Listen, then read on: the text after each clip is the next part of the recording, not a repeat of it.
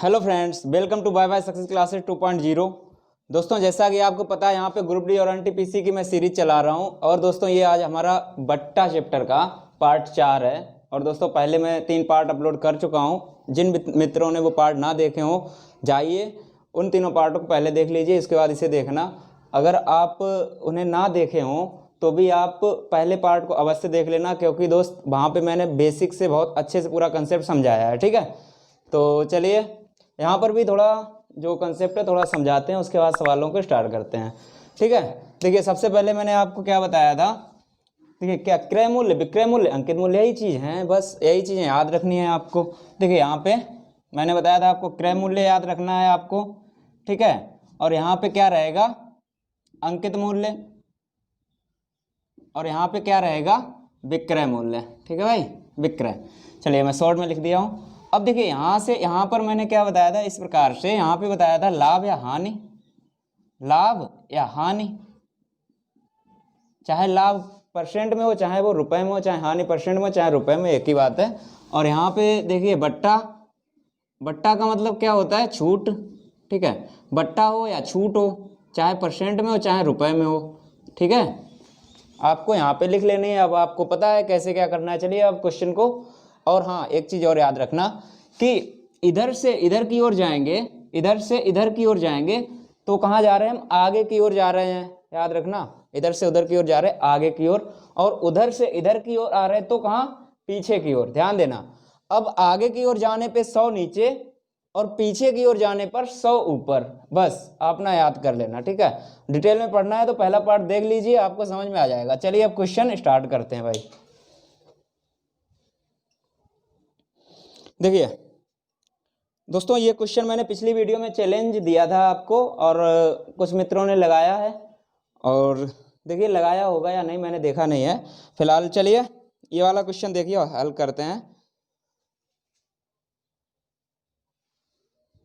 Question पहला है, एक विक्रेता अपनी वस्तुओं पर लागत कीमत से 30% अधिक अंकित करता है, किंतु नगद भुगतान के लिए 15% की छूट देता है। नगद सौदे में उसके लाभ का प्रतिशत क्या है। देखिए 30% अधिक अंकित करता है। मान लो क्रय इसका था कितना, 100 रुपए, क्योंकि इसमें कुछ मान दिया नहीं है तो 100 मान लो, टोटल परसेंट 100 होता है भाई, मान लो। ठीक है, अब देखिए 30% अधिक अंकित करता है, 130 मान लिया, ये क्या हो गया, अंकित मूल्य। देखिए वहां पे देखिए बिल्कुल। ठीक है, अब उसके बाद देखिए 15% की छूट भी दे देता है, यहाँ पे 15% की छूट दे दिया है। ठीक है भाई, अब क्या बोल रहा है कि उसका लाभ प्रतिशत बताइए। देखिए यहां से यहाँ पे निकालेंगे, लाभ तो यही वाला होता है ना, लाभ यही।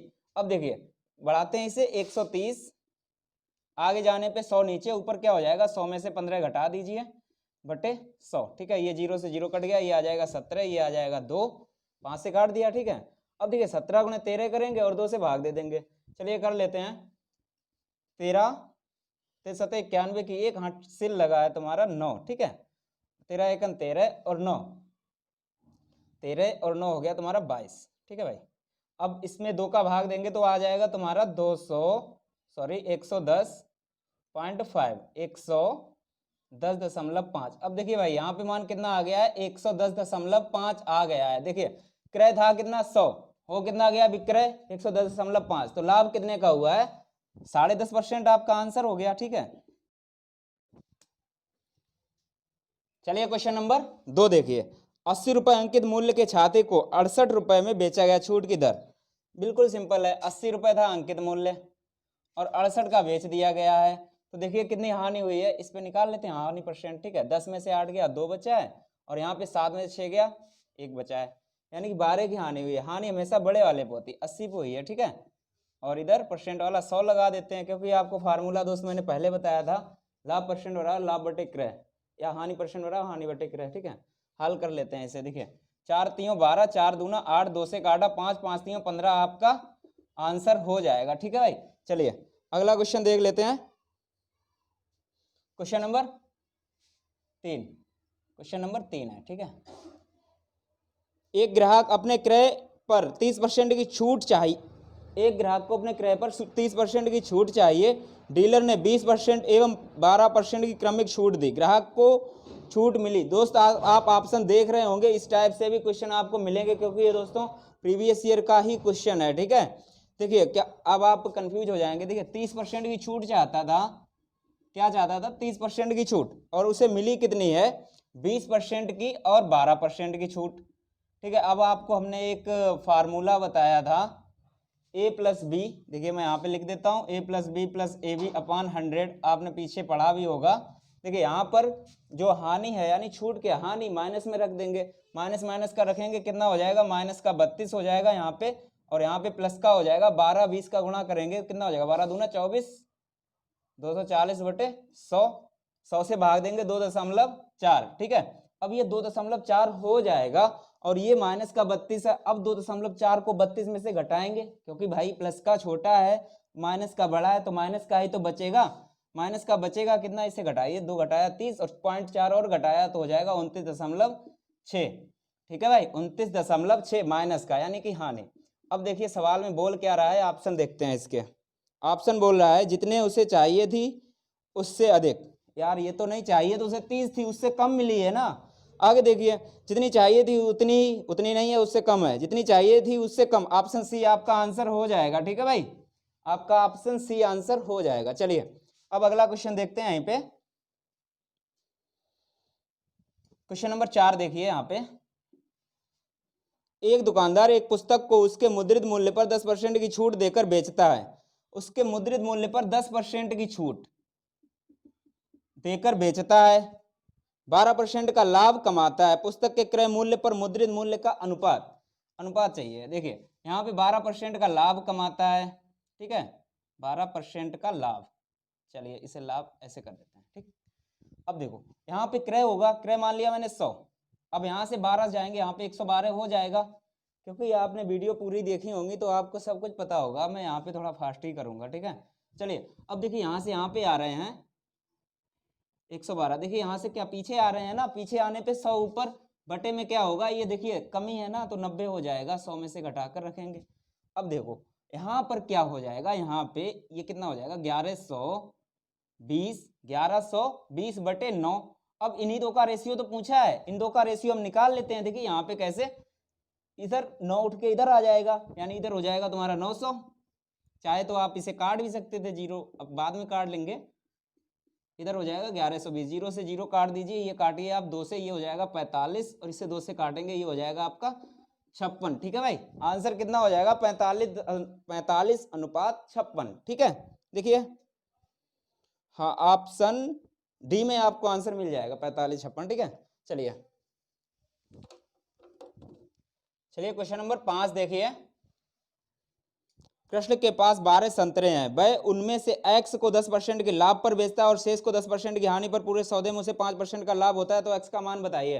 बिल्कुल सिंपल है, देखिए x टोटल संतरे इसके पास कितने हैं? 12, और 12 थोड़ा सही से लिखते हैं। देखिए 12 संतरे हैं और x% को 10% के लाभ पर। ठीक है, इसे क्या करता है? 10% के लाभ पर, और शेष इधर शेष लिख लेते हैं, शेष को क्या करता है? 10% की हानि पर।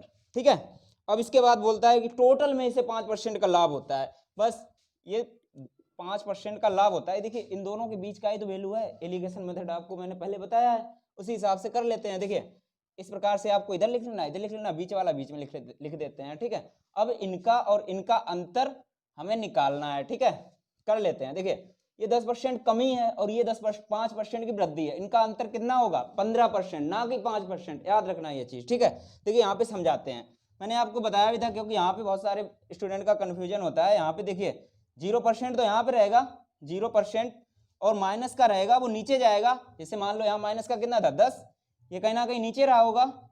ठीक है, और ये 5% वृद्धि, यानी ये कहीं ना इस 0 से तो ऊपर रहा होगा। जैसे मान लो 5 यहाँ पे रहा होगा। ठीक है, अब देखो इनके बीच का अंतर चाहिए, ये वाला कितना है? ये 5 ये है और ये 10 है, 15 का अंतर हो गया। ये चीज मैंने समझाने के लिए की थी। ठीक है, आगे का सवाल आपको फिर से बताते हैं। देखिए यहाँ पे अंतर कितना हो जाएगा? 15, और यहाँ पे अंतर कितना हो जाएगा? ये देखो दोनों वृद्धि हैं, यहाँ पे तो सीधा सीधा घटा दो, 5 हो जाएगा। ठीक है, ये रेशियो 5 से काट दो, इसे 3:1। ठीक है, अब देखिए पूछा है x का मान, x का मान है 3, टोटल है 4। ठीक है, 3 बटे टोटल 4 गुणे कितना था? 12, 4 3 12, 3 3 9, हमारा आंसर हो जाएगा x का मान। ठीक है भाई, चलिए अब अगला क्वेश्चन भी देखते हैं। क्वेश्चन नंबर 6 क्या कह रहा है? ए ने एक वस्तु मूल कीमत की 5% कम देकर खरीदी। ए ने वही वस्तु अपनी दी गई कीमत पर 20% लाभ देकर बेची। तदनुसार ए को उसकी मूल कीमत के अनुसार कितने प्रतिशत का लाभ मिला। देखिए मूल कीमत मान लेते हैं हम 100 रुपए था। क्या था? 100। ठीक है, कुछ मान तो दिया नहीं है, यहाँ परसेंट दिया है, 100 मान लेते हैं। ये थी मूल कीमत। मूल कीमत की 5% कम देकर खरीदी, यानी कि उसने कितने की खरीद ली? मान लो कि 95 की खरीद ली और उसके बाद 20% लाभ देकर बेची। 20% लाभ इसी पे 120/100। ये काट दो भाई, इसे काटेंगे, ये आ जाएगा तुम्हारा 19 और ये आ जाएगा 2, 5 से काट दिया। ठीक है, ये आ जाएगा 6। 19 छंगा कितना होता है? 114। ठीक है, 19 छंगा 114। मूल कीमत कितनी थी? 100 और बेची कितने की है? 114 की। लाभ कितना हुआ? 14% आंसर। ठीक है भाई, चलिए आगे देखते हैं। क्वेश्चन नंबर 7 देखिए यहाँ पे।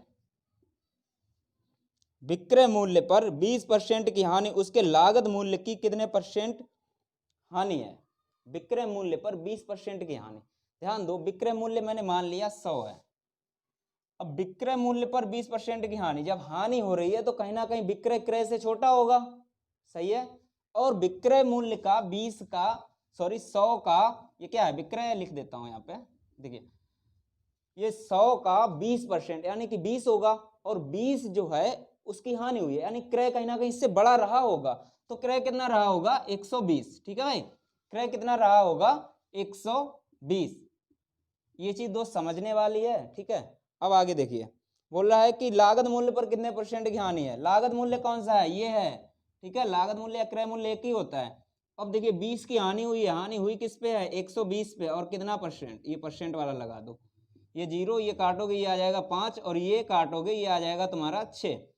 ठीक है, और काट लो इसे, 3 आ जाएगा, ये आ जाएगा 10। यानी 50/3 का मतलब क्या होता है?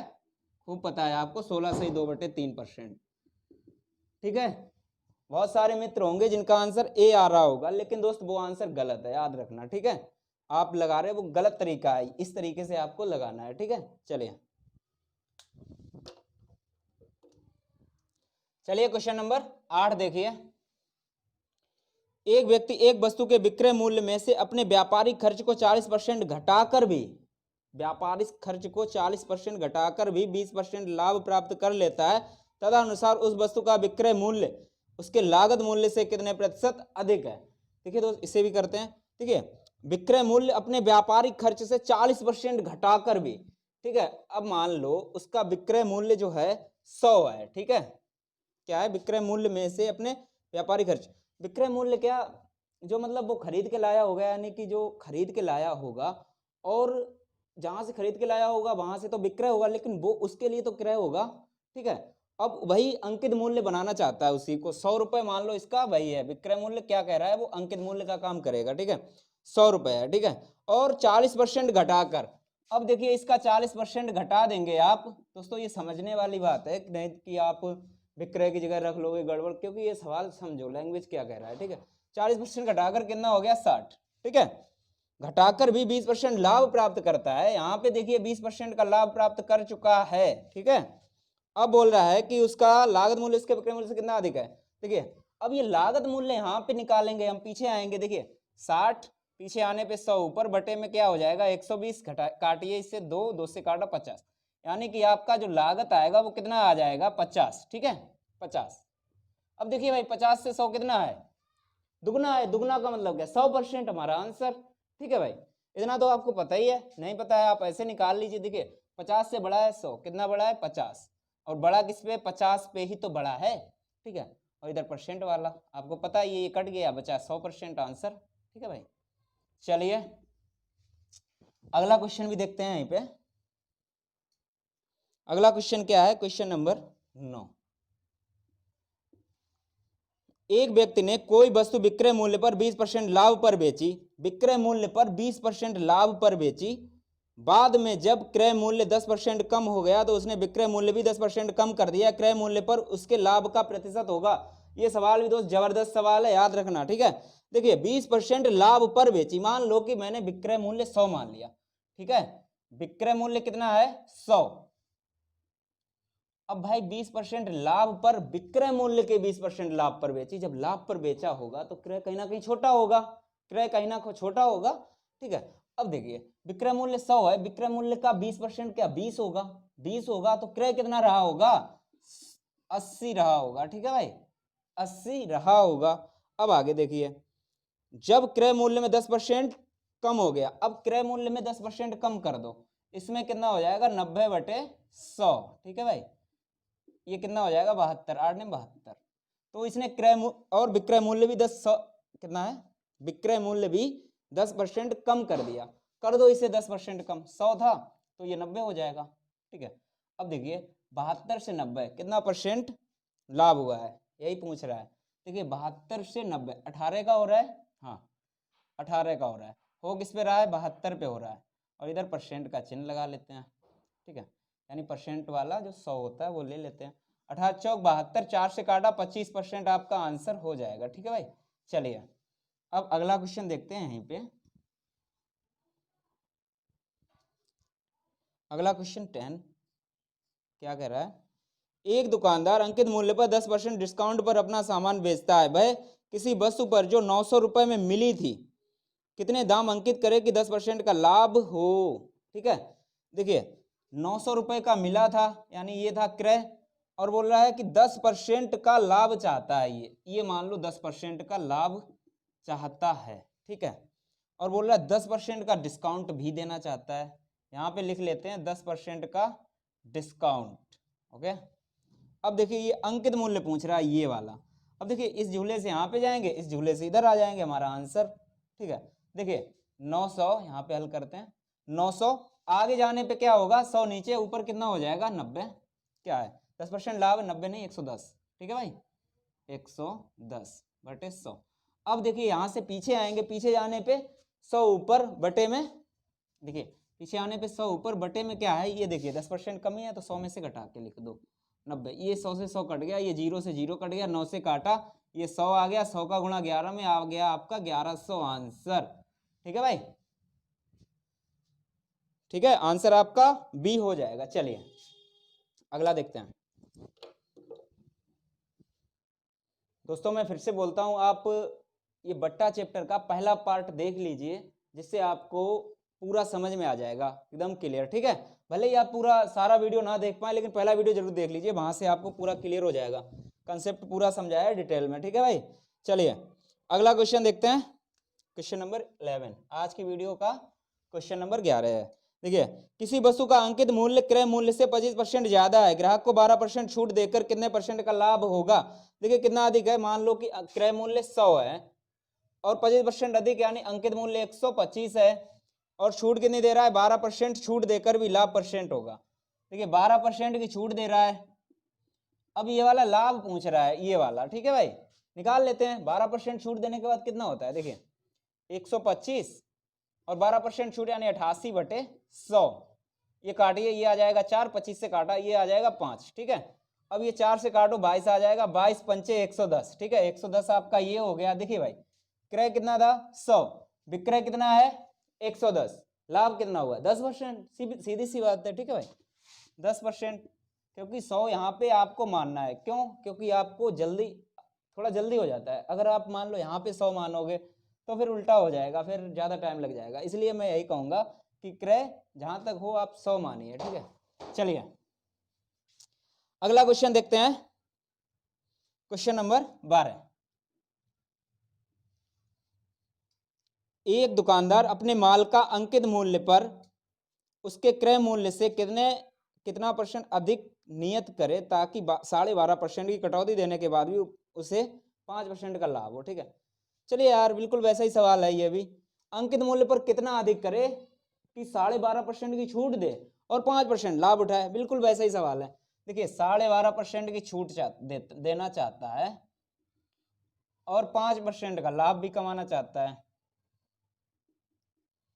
अब बोल रहा है अंकित मूल्य से कितना अधिक अंकित कर, क्रय मूल्य से कितना अधिक अंकित करे। क्रय मूल्य मैंने 100 मान लिया, यहाँ पे आएंगे 105 हो जाएगा, ठीक है 105 से पीछे आएंगे इस टाइप से 105, पीछे आने पे आपका 100 ऊपर हो जाएगा, नीचे देखिए कितना हो जाएगा, ये 100 में से घटाकर लिखेंगे 87.5 हो जाएगा, ठीक है 87.5 हो जाएगा।